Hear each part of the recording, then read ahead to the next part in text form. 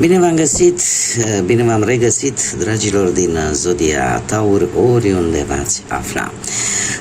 Iată-ne la o nouă lectură, de data aceasta o lectură portal specială pentru data de 9 septembrie 2025. De ce? Pentru că este o lună sau această dată în mod particular ne vorbește de repetiția numărului 9. Avem o zi nouă, o lună nouă și un an cu vibrație nouă. Deci avem 9, 9, 9, de 3 ori cifra 9. Ce ne spune acest portal? Acest portal e ca un vortex așa energetic foarte, foarte puternic. Este o ocazie unică pentru mulți dintre noi de a ne curăța interior, de a ne deschide către noi începuturi, de a ne elibera de tot ceea ce este toxic, de tot ceea ce nu ne mai face bine, de a închide capitole. Este un portal care va activa foarte mult intuiția, va aduce claritate, vindecare foarte profundă față de noi înșine, dar și față de alții, față de ceilalți.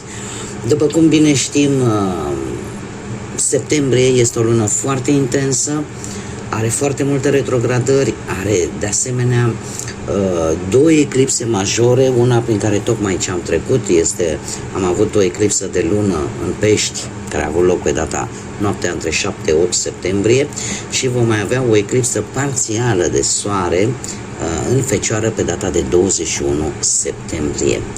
Toate aceste fenomene, dragilor, activează transformări foarte profunde. Veți descoperi lucruri în interiorul vostru la nivel spiritual care vă va ajuta să închideți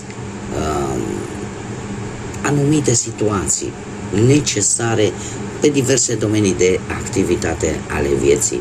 Vor apărea încheieri karmice, va apărea înțelepciunea, transformarea și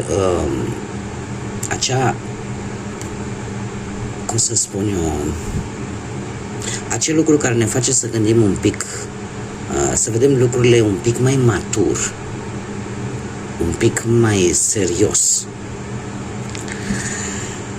Acum, unde vă afectează pe voi? Acest portal vă va afecta pe casa a noua.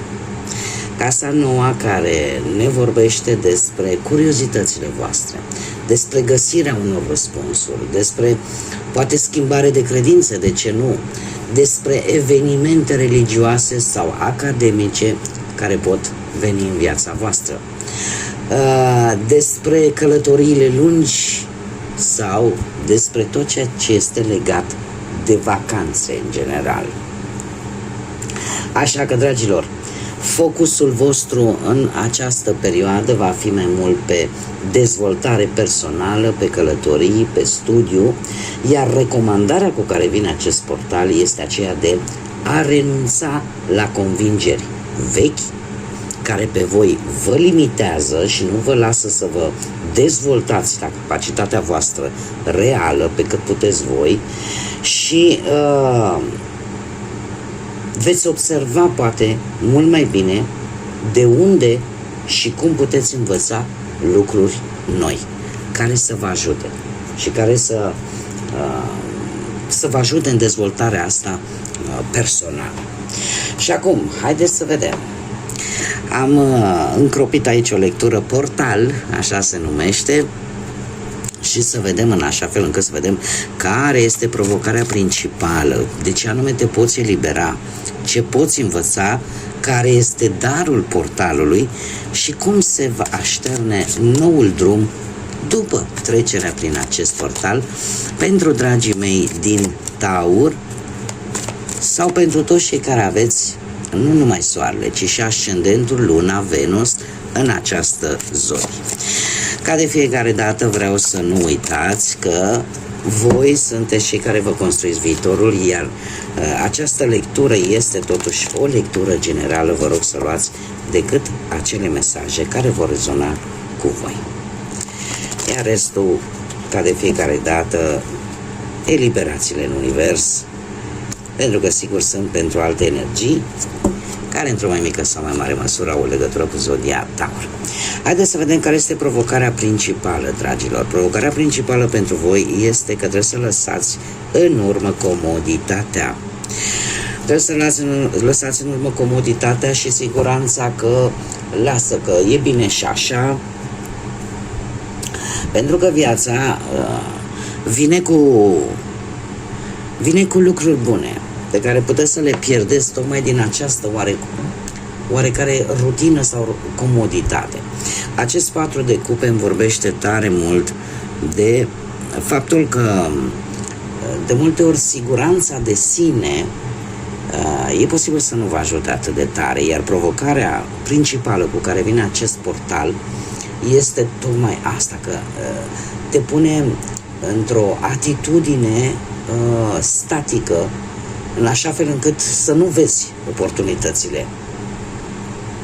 Și atunci totul ceva se schimbă. Da? Acest portal vine cu ceva anume. Da? Vine cu ceva care te scoate din toată această stare de rutină, din toată această stare de apatie, de plictiseală, de uite că și așa nu se întâmplă nimic în viața mea. S-ar putea să vină șanse, mai ales pe partea asta a muncii. Dar voi trebuie să fiți atenți, să nu lăsați lucrurile. Știți cum e, că Dumnezeu îți dă, dar nu-ți bagă și în gură, așa se spune. Nu? E un proverb, e o zicală de-a noastră, de la români. Deci, provocarea care este pentru voi, nu gândi că totul e sigur, indiferent că vorbim de muncă, indiferent că vorbim de bani, indiferent că vorbim de relații. Ea trebuie mereu hrănită, trebuie mereu atenție. Și foarte important, un lucru foarte important, numărul 9 ne vorbește de altruism, de compasiune, de generozitate umană. Este momentul în care, poate pentru unii dintre voi, poate nu pentru toată lumea, dar pentru unii dintre voi, să încerci cumva să acorzi o atenție nu doar la necesitățile tale. Cumva trebuie să ții cont un pic și de cel de lângă tine sau de cei de lângă tine. Pentru alții, acest portal vine cu un moment de gândire profundă pentru a vă elibera de ceva din trecutul vostru. De ce puteți să vă eliberați? Care este teama? Care este frica? Care este karma de care vă puteți elibera cu ocazia acestui portal? Uite că n-am văzut-o. Așa, avem steaua. Steaua, nu știu, zodia Vărsător sau cei care poate aveți un ascendent în Vărsător, Luna sau Venus. Dragilor, avem acea, cum să spun eu, unii dintre voi, posibil, să aveți ori un atașament destul de anxios vis-a-vis de o anumită situație sau vis-a-vis de o anumită persoană. De ce anume trebuie să vă eliberați voi cu ocazia acestui portal de acea idee? Voi vă pierdeți încrederea în voi și în abilitățile voastre și în șansele voastre atunci când traversați o perioadă destul de grea. Și toată această teamă, într-un fel sau altul, va dispărea. Adică vă veți da seama că aveți potențial, că puteți face mult mai mult decât credeți. Important este să vă mișcați, important este să nu rămâneți statici. Vă puteți duce la îndeplinire foarte multe dorințe, dar trebuie să depuneți un pic de efort și să nu vă lăsați. Asta este important. Odată ce te oprești în fața unei situații complicate și nu mai lupți, deja lupta e pierdută. Nu? Așa că toată această teamă, toată această angoasă pe care unii dintre voi ați avut-o până acum, cumva ea încet, încet va începe să se disipeze, să vă recuperați credința în voi și în toate acele binecuvântări care vi le pot aduce atât Universul, Dumnezeu, acum depinde fiecare și ce credință are, dar veți începe să vedeți voi luminița aia de la capătul tunelului. Ce puteți învăța cu ocazia acestui portal? Păi puteți învăța să spuneți decât lucrurile care trebuie spuse, iar cele importante să le țineți pentru voi. Puteți învăța acea înțelepciune cu Marea Preoteasă care îți spune, da, ea știe foarte multe, are o înțelepciune extraordinară, știe lucruri pe care multă lume habar nu le are, dar va spune celorlalți decât ceea ce trebuie să audă și nimic mai mult. Asta veți învăța voi cu ajutorul acestui portal și cu toate experiențele care vin cu el, că trebuie să fiți un pic mai chibzuiți, să nu mai dați din casă tot și absolut toate informațiile pe care voi le dețineți în speranța că, nu știu, poate de dragul conversației sau în speranța că celălalt conversant al vostru interlocutor vă va înțelege. Ați învățat că sunt lucruri care trebuie să rămână acolo în interiorul vostru și decât scos la iveală decât cele care trebuiesc spuse și nimic mai mult. Mergem mai departe. Care este darul portalului? Cu ce cadou vine acest portal pentru voi? Dragilor, vine cu abundență. Vine cu abundență cu acest 10 de monede. Un 10 de monede care ne vorbește posibil de o moștenire, de o stabilitate dacă nu. Că acum nu toată lumea va avea o moștenire, dar vine cu o stabilitate și mai ales la nivel de familie, din punct de vedere bănesc, relația voastră va avea o stabilitate. Și în mare parte această reușită materială, chiar dacă nu vine în acest moment, va veni curând și va fi pentru o lungă perioadă de timp. Haideți să dezbatem un pic mai mult așa, să o luăm pe planuri și haideți să vedem, nu știu, pe partea muncii vine cu un progres, cu o mutare de loc care vă va aduce îmbunătățiri materiale. Pe partea asta muncii e posibil să obții un job mai bun, poate ca cel care l-ai avut înainte. Nu trebuie să fii dezamăgită pentru că lucrurile vor evolua pozitiv pe partea asta muncii. La bănuți cresc veniturile, cumva acel dram de noroc este de partea ta și vine în funcție de ce ai tu nevoie cel mai mult din punct de vedere material în acest moment. Că sunt bani din trecut, că e, cum am mai spus, o moștenire, că e un ajutor, un sprijin din partea familiei mari, dar cumva veniturile încet, încet încep să crească. Dacă vorbim de partea asta sentimentală, trebuie să vă spun că relația este mult mai solidă.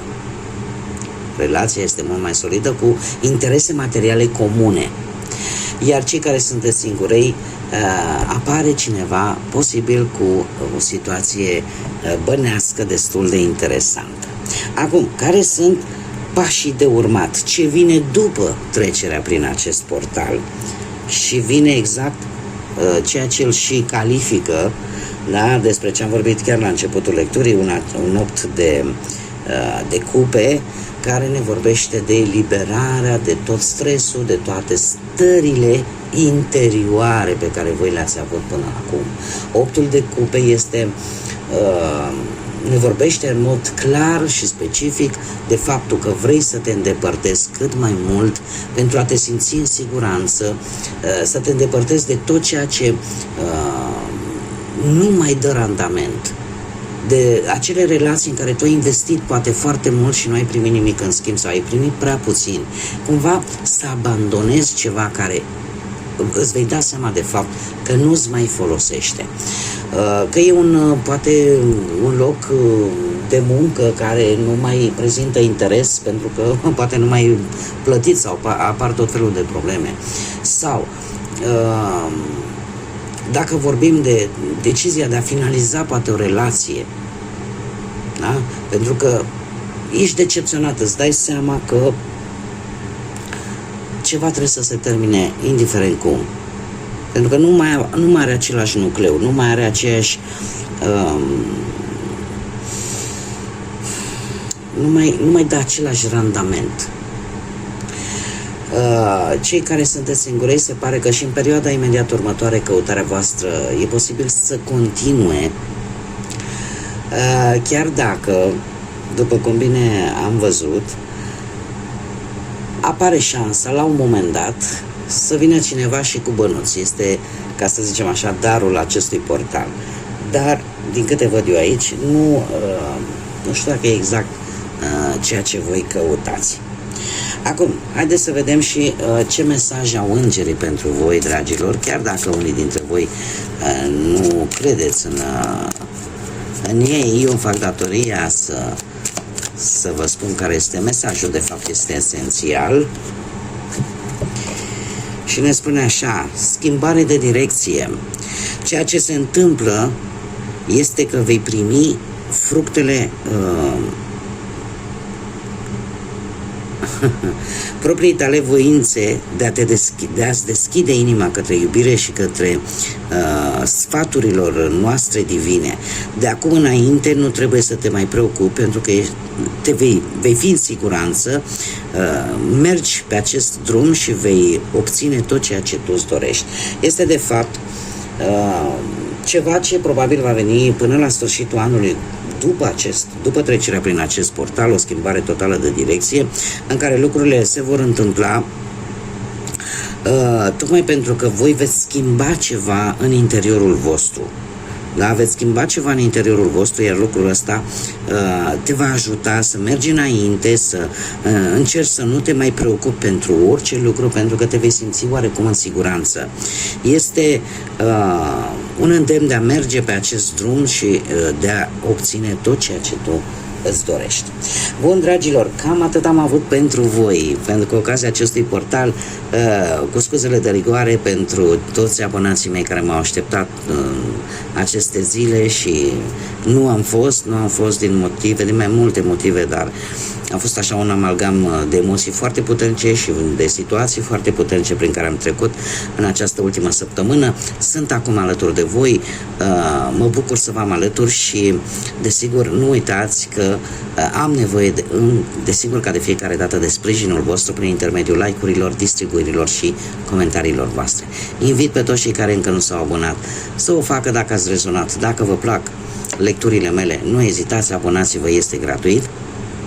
Și până la următoarea lectură, când ne vom reîntâlni, eu vă doresc ca trecerea prin acest portal atât de important să vă deschidă sufletele, să vă deschidă mințile, să vă deschidă drumurile în așa fel încât voi să obțineți tot ceea ce voi vă doriți să obțineți. Așa că numai bine și până la următoarea lectură, să fiți iubiți, dragii mei!